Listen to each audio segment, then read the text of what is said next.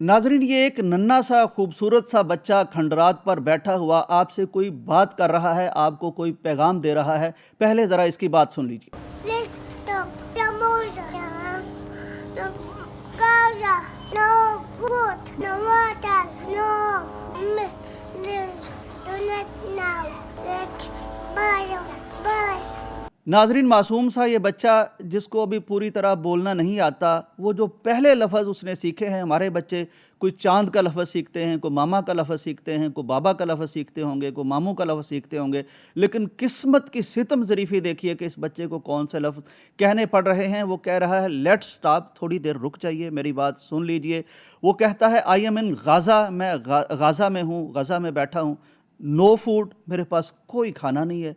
No water, मेरे पास कोई पानी नहीं है। डोनेट फॉर मी या डोनेट नाउ, मुझे कुछ दो। मुझे मालूम नहीं है कि ये बच्चा किस से मुखातब है, इसका ताल्लुक़ किस कौम से है, इसका ताल्लुक़ किस उम्मत से है, इसका ताल्लुक़ किस मज़हब से है, इसका ताल्लुक़ किस खित्ते से है, ये किन को कह रहा है मुझे कोई पता नहीं चला। आपको अगर पता चले कि ये किससे कह रहा है तो उस तक ये वीडियो पहुंचा दीजिएगा।